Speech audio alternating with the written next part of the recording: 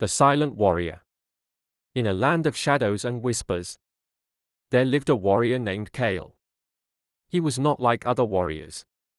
He fought not for glory or fame, but for the peace of his people. His armor was worn, his sword chipped, but his spirit was unbreakable. Kale's village was small, nestled deep within a forest where danger lurked in every shadow.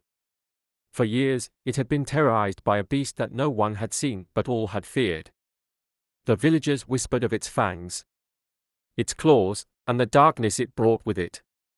Many had tried to defeat it, but none returned. One day, without a word, Kale took up his sword and left. He moved silently through the forest, his heart steady, his mind clear. He had no plan, only the determination to protect those he loved. As night fell, the forest grew darker, colder. But Kale's resolve burned brighter. He finally found the beast, a monstrous creature with eyes like burning coals. It roared, shaking the trees, but Kale stood his ground. The battle was fierce.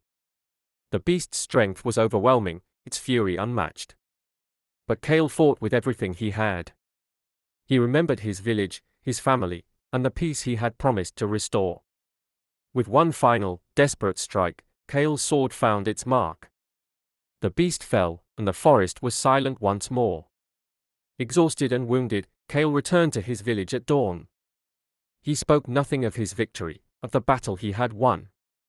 He simply laid down his sword and returned to his life as a humble villager.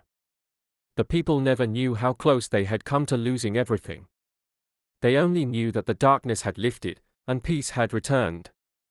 And so, the Silent Warrior became a legend, a reminder that true heroes are those who fight not for recognition, but for the love and safety of others.